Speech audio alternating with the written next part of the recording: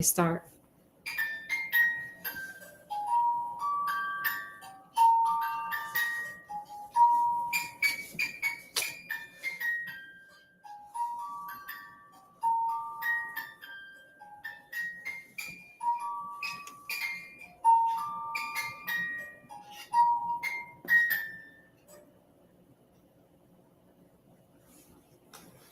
We see you guys. Hi, you guys. It is us. And we are doing, oh my gosh, I'm tangled. Like I'm in a net. And we are coming back to do some more Wait Till Helen Comes because I'm ready to get this book out the way. But I want to finish it because I can't leave y'all on a cliffhanger. So, as always, it's you guys, Oreo Jr., Scott, and myself. We are here and we are doing it and doing it and doing it well. Scott, are you ready for Wait Till Helen Comes to be over? Well, yeah, I want to see how it goes, what happens. Oh, so don't leave you on a cliffhanger. Well, how it goes. But, I say I'm waiting for it to be over, like I don't want to hear about it. I want to hear, slowly as it goes along. My ADHD and my impatience always gets me going away from things. I never finish anything really. Okay, well, let's keep going because I do got to do Sunday Funday school after this. So let's get this party started. Are y'all ready? Let's do it. Yay. Okay, Scott, are you ready to hear Helen just getting on or Heather, not Helen. Well, Helen too. But Heather getting on everybody's damn nerves? Ready. Come on, little Heather. How do you explain it, Michael? I asked him later. We were sitting at the kitchen table drinking mugs of hot chocolate. Oh, we were doing that last night. Still trying to get warm. Although I'd made a cup for Heather, she taken hers to the carriage house. It's just a fantasy, Molly. Lots of kids have imaginary friends. Don't you remember Mr. Maypo? Do you remember Mr. Maypo, Scott? Do y'all remember Maypo, Mr. Maypo? It's his imaginary friend, of course. How could I forget? Every time you did something bad, you blamed it on Mr. Maypo. Mom and I were both glad when he left for Timbuktu, but it's spelled weird, so. Okay, Mr. Maypo, bye. I took another sip of hot chocolate, but this is different, Michael. You were only 3 when you had Mr. Maypo. Heather's 7. It's just not normal. Well, she's not normal, which is just more confirmation that this little girl needs some damn therapy. But okay, we just gonna keep pretending here until we get to the end of this book. You know that, and I know that, but Mom and Dave won't admit it. Do y'all see where I'm at here? I'm with the kids. The kids are like, girl, something is absolutely wrong with this kid, but the parents holding us up from progress here. What say you, Scott? When you were growing up, did you ever realize some stuff that your parents just would not accept because they just didn't want to? Yeah, I guess so. That just goes to show. Sometimes them kids, y'all listen to y'all children. If y'all are children, God bless you. Michael looked at his mug. Ugh, skin. I hate it when my hot chocolate gets skinny. I do too. That's so nasty. Have you ever had skin in your hot chocolate? When the milk turns into that little skin thing? Never had that in my hot chocolate. It's so nasty. It's not good. Means you're not drinking it. No, Scott. It coagulates. Mm-hmm. Caligula's. When he skimmed the surface of his hot chocolate with a spoon, I sipped mine thoughtfully. Or while he's, skimmed the surface of his hot chocolate with a spoon, I sipped mine thoughtfully. But Michael, I said slowly, suppose she's not making it up. Suppose Helen is real. Oh, Molly, honestly, Michael said, looking disgusted. Ghosts do not exist. Scott, ghosts do not exist. Oreo Jr. Ghosts do not exist. Okay. Oh, Scott, could you hand me that ghost over there on the bookshelf? It's a disco ball. Look up. Oh yeah. Clearly, look, Scott proven ghosts do not exist. He didn't even see this ghost. I forgot. I gotta have my ghost thing. I done bought this from Walmart and it needs to be up. Okay. Ghost in the corner. Ghosts do not exist. I want y'all to be able to see them. I need to move them over. Sorry. There we go. Okay. Oh, look at that. That ghost in the background. Okay. The kid is lying and you are encouraging her.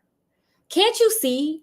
She's littler than we are and she wants to make us think she's got some supernatural friend who'll beat us up or something if we're mean to her.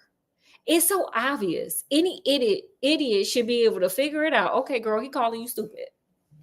Okay. And he said, girl, ain't nobody threatened by Heather over here talking about you'll be sorry. She gonna get you. Don't nobody care. Michael said he don't care. Michael said, Mama say Mama Sama Makasa. He don't give a damn. Okay.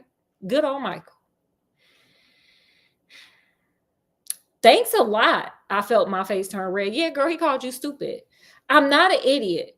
If anybody is, you are, girl. It don't work like that. Okay. You the one over here playing into this little 7-year-old girl's games at your big age of 12, honey. And your little brother, who is younger than you, is telling you, girl, you look stupid. It ain't giving what you think is giving, sis. Scott, it ain't giving what she think is giving. All right. Y'all, it ain't giving what she thinks is giving. I jumped up and went to the sink to rinse my cup. Hey, I'm sorry, Michael mumbled. I'm tired of hearing all this ghost talk. Maybe I have some kind of sixth sense that you don't have. I said, girl, no. You can't just make up something that you think you got because Michael said you stupid. Did you ever think of that? I frowned at him, not ready to forgive him for calling me an idiot. He shrugged. Suppose we ride our bikes into Howell and go to the library. I bet they have a book or something that would tell us about the old house. Once you see that nobody named Helen Elizabeth Hopper ever lived there, maybe you'll realize what a liar Heather is. Yes, girl. Heather over here making up stuff. Do you want to go right now? I squinted at the sky trying to decide if it was going to rain anymore today. Sure. I think we've had our 30% showers, don't you? We got on our bike. We got our bikes out from under the porch and rode down Clark Road into town. It was a long way, and I was glad that the rain had cooled things off. On a hot day, I would have never made it up some of these hills between our house and Howell. We went to the library on a quiet street near the park and locked our bikes. Inside, it was a small and friendly, more like a living room in somebody's house than a library. Except for all the books, of course. There were hundreds of them, jammed into shelves lining the walls and forming alcoves near the windows. Can I help you find anything? A woman asked as I ruffled through the card catalog. Oh my God, Scott, remember card catalogs? Y'all out there, do y'all remember card catalogs? I grew up when there were card catalogs. Now it's all digital. You go get on a computer and it tells you. But before, you used to have to go through some things to get them books, honey. It was work. It was like archaeology. You don't think so, Scott? You have to be like an archaeologist. I'm not sure archaeology is exactly what. It's exactly what it was. Don't listen to Scott. Scott don't remember as well as I do. I remember.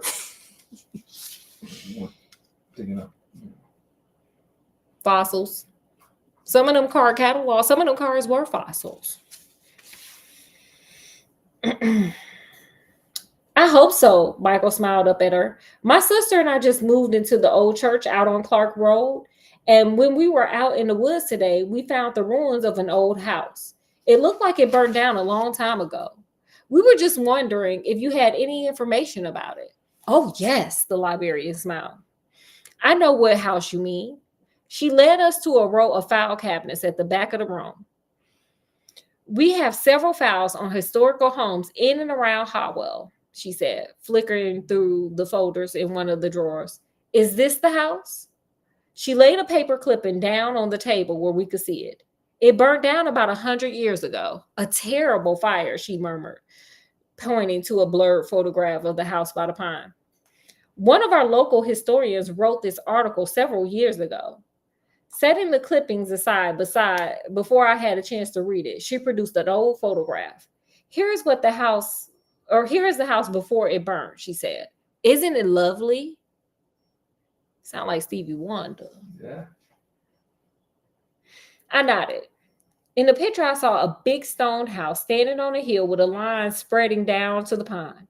On the terrace sat 3 people, a man, a woman, and a girl. Uh-oh, here we go. Let me take a drink for this. I'm thirsty. Scott, who you think that little girl was? What's that? Who do you think the little girl was? I don't know.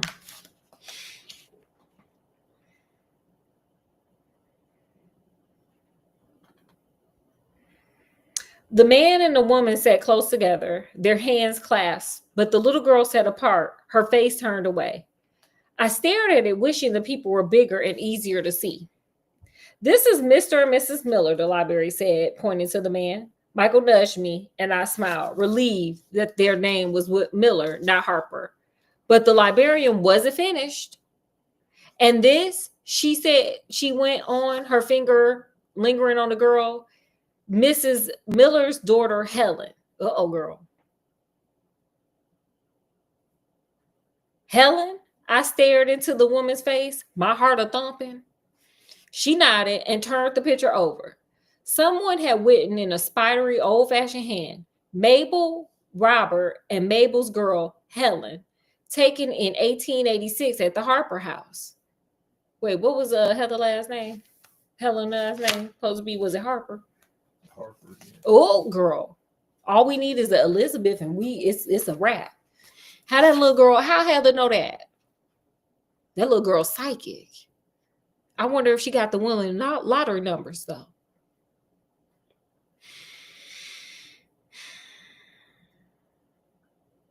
Harper House, it was Michael's turn to ask questions now.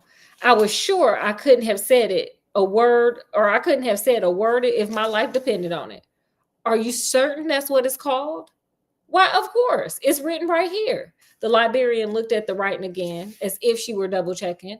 You see, the house was built a few generations earlier by Harold Harper. It stayed in the family till Mabel's first husband, Joseph Harper, who would be Helen's father, unalived. When Mabel remarried, her name changed to Miller, but folks kept calling it the Harper House. Unfortunately, Mr. and Mrs. Miller didn't live there long before it burned down.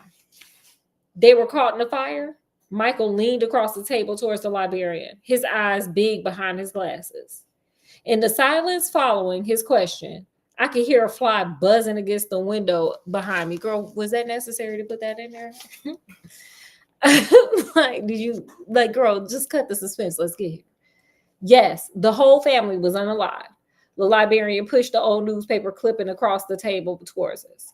You can read Miss Harkin's article. It is a very complete account, right down to the ghost stories people tell about the house. Ooh, girl. Michael, what is that? Michael, what is that back there? Scott, what is that back there? Oh my God, they do exist. Okay. Huh? I'm scared.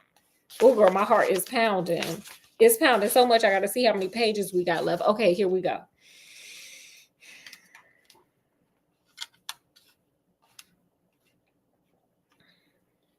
I backed away from the clipping, thinking I had heard all I wanted to. But Michael bent over it eagerly. Yeah, because Michael liked the drama, baby. Michael liked a little drama in his life, honey. Listen to this, Molly, he said, his voice rising in amusement.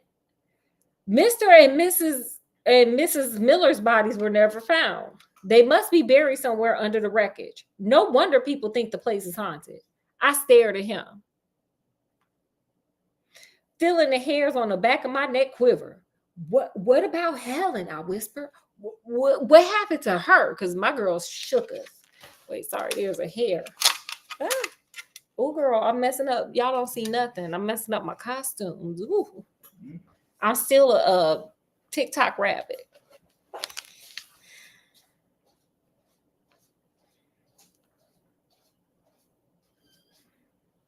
What happened to her? Oh, the library said, answering for Michael. She apparently escaped from the house and ran into the pond. It was dark, and I suppose she was confused or frightened.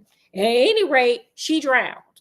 Okay, girl, you just saying it's real excited like. According to the paper account, her body was found in the St. Swithin's graveyard. Where's that? Michael asked. Why, that's just where you live. It's right, a hop, skip, and a jump from your house. Girl, you can look out your window and see it. She ain't say all that. I just added that. But I feel like, girl, give us body, honey. Give us more.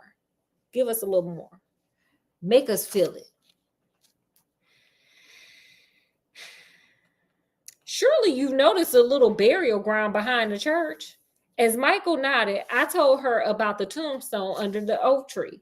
I watched the fly struggle to find a way out of the library.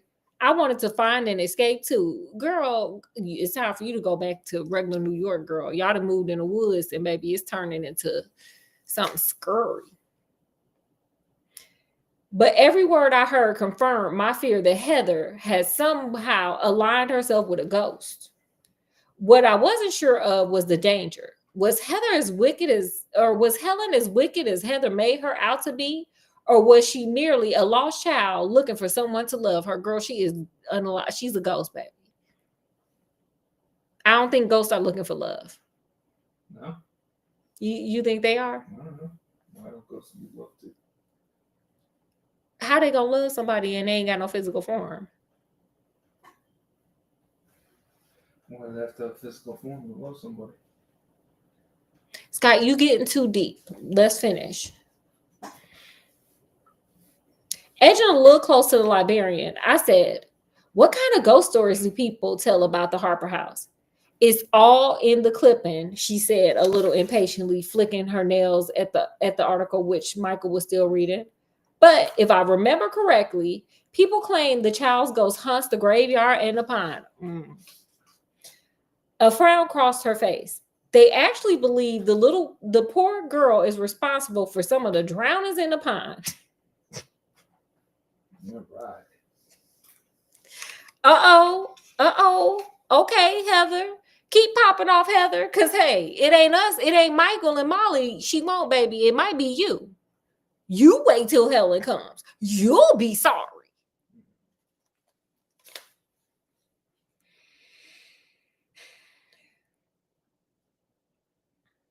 But you know how people are. They're always looking for some sort of supernatural cause for the simplest things. People have drowned in the pond.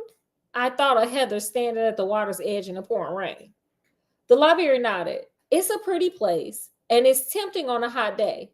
Children don't need ghosts to lure them into a nice, cool pond. She smiled at me and added, a child drowned last summer in the municipal pool, but nobody blamed that on a ghost.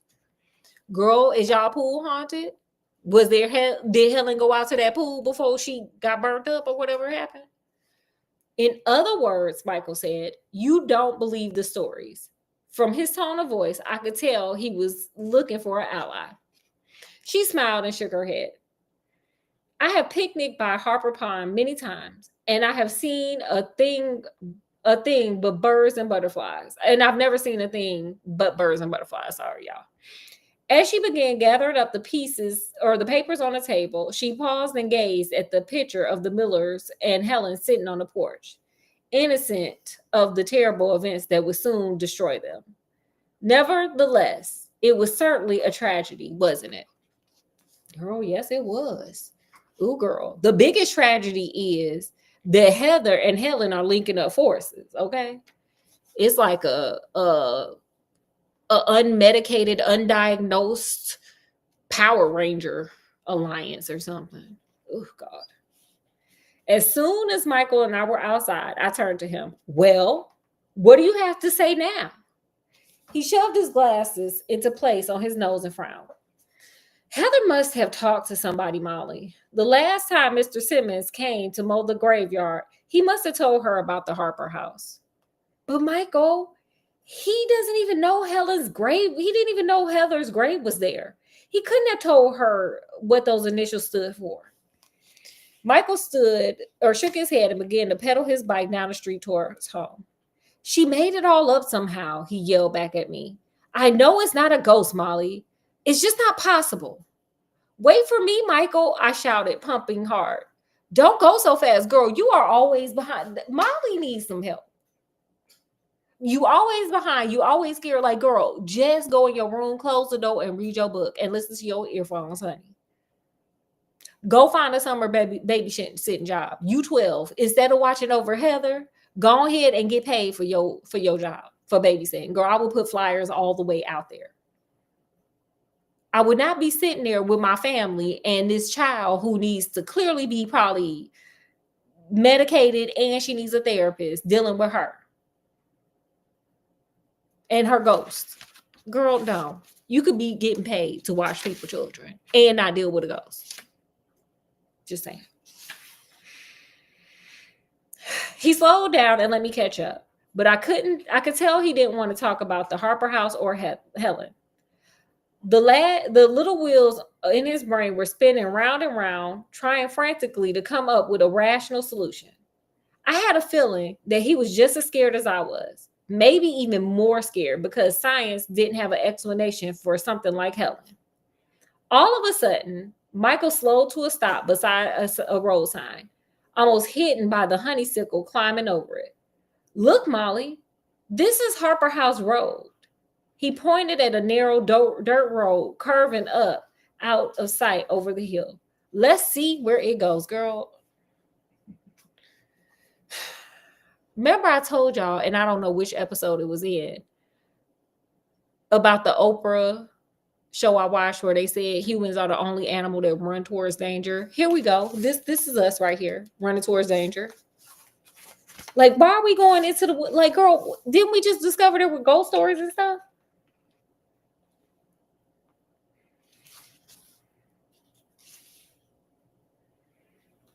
Before I could tell him that I had enough of the Harper house for a day, if not for the rest of my life, he took off in a cloud of dust. I would have let him go.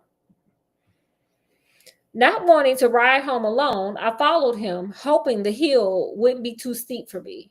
By the time I huffed and puffed my way on to the top, Michael was vanishing around a sharp curve at the bottom. Putting on my brakes, I flew after him, my hair blowing straight back from my face. Sure, I was going to shoot over my handlebars and split my head open, but yet you keep going. By a miracle, I managed to skid safely to a stop on a narrow stone bridge just behind Michael. Mr. Simmons was so startled by our sudden appearance that he almost dropped his fishing pole. Well, well, he said. Where did you two come from? Straight down from the sky? That house, Michael said, pointing to the ruins just visible through the trees. Did you tell Heather about it? Heather? Girl, he don't even know who she is. Mr. Simmons fiddled with his pipe for a moment, then puffed a fragrant cloud of smoke into the air. You mean your little sister, the one who found the gravestone? Michael and I nodded, but Mr. Simmons shook his head. I haven't seen her since then. So who the hell told her about this ghost? Who told her about this? Scott, who told her about this? Y'all, who told her about this?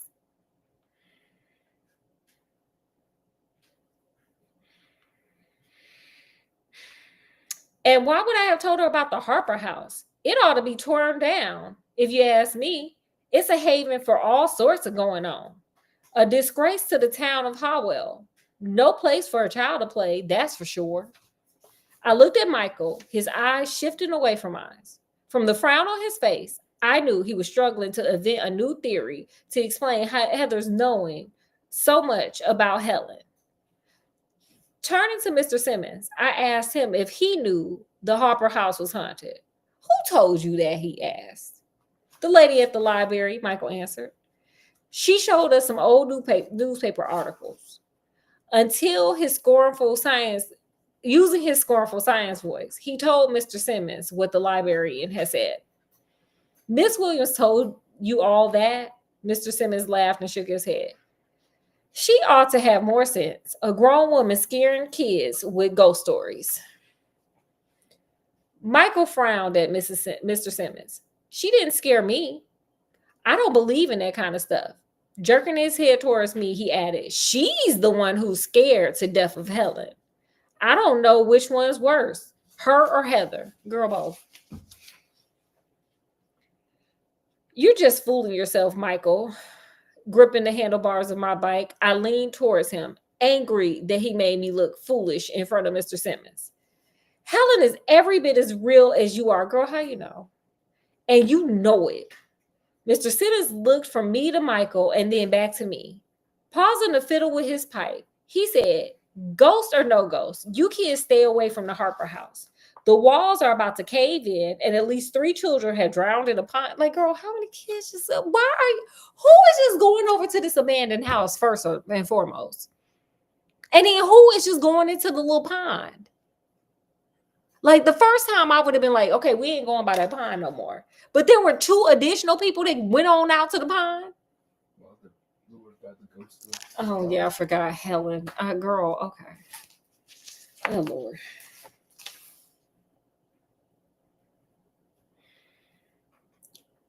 The water's not fit for swimming. It's murky and full of weeds. The librarian told us that some people think Helen's ghost lures children into the pond. I gazed past Mr. Simmons at the water surface shimmering through the leaves. It looked very peaceful in the afternoon sun.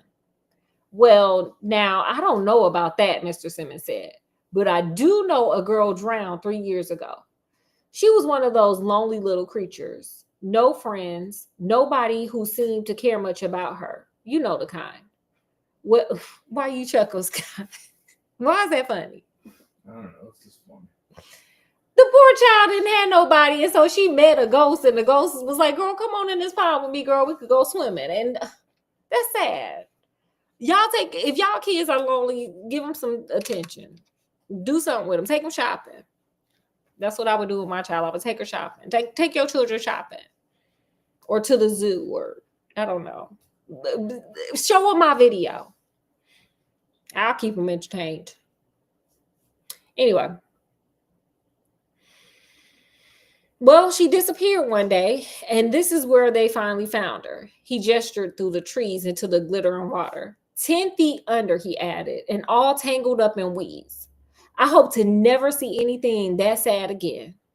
I looked at Michael and shivered, but he was staring at the ground, his forehead wrinkled. Well, now, I didn't mean to upset you, Mr. Simmons said a little too loudly. I just thought you should know the pond's no place to play. Pulling a watch out of his pocket, he mumbled, my goodness, it's almost 5 already. Time to get myself home. He tossed his rod and reel into the back of his pickup truck, turned to Michael. Did you like to fish, boy? Michael shrugged. I don't know how. Well, I'll tell you what. Next time I come over to mow the graveyard, I'll bring along an extra rod and teach you how. Would you like that? Mr. Simmons is the bomb. Mr. Simmons is like, I ain't got nothing to do all day. I'm out here fishing. I'm just mowing random graveyards. It's no big deal. And he's teaching the children how to fish. All right. You know what they say? If you teach a man to fish, you feed him for a lifetime. If you give a man a fish, you feed him for a day. I'd say it backwards. Anyway, y'all learn how to fish. Anyway, Michael grinned and said he loved it. He would love it. Mr. Simmons got into his truck, threw it into gear, and bounced away in a cloud of dust. See, he doesn't believe in those old stories either, Michael said. Without answering, I got on my bike and started pedaling slowly back up the hill. No matter what Michael or Mr. Simmons thought, I believed in Helen. That's right, girl. If you just believe in yourself, just believe in yourself. Yes. And Helen. And I was afraid she had some sort of hold on Heather. They were linked, I thought, in so many ways, by their initials, by their loneliness, by their mother's unalivings. Like the girl Mr. Simmons had just told us about, Heather was one of those lonely little creatures, friendless and unhappy. And I was frightened, not for myself, but for Heather. I wouldn't be frightened for her because Heather is a little, she a little bit much. And guess what chapter we on? Ooh, all right. Okay. It's about to get funky, funky, funky, funky, funky. Can't wait. Okay, so with that, we conclude this chapter of Wait Till Helen Comes. I'm gonna try to just push it out because we ain't got that many more. We've got like 6 or 7 more days of it. And then I want to try something else. So I'm ready to get to the next thing. But I do want to finish this too. So we're done with this. I'm gonna be back for Sunday Fun Day School. So thank you guys for hanging out. I hope you guys enjoyed. Scott, did you learn anything from this chapter? Just learning that's getting good. Yeah, it's starting to pick up now, huh? We had to get to know these people so we could like see where these people like what was gonna happen to these people. So here we are. Here we go. So anyway, I'm gonna get off of here. So from wherever we are to wherever you guys are, peace and love and happiness. And we will see y'all in a few minutes because we're gonna do Sunday Fun Day School. So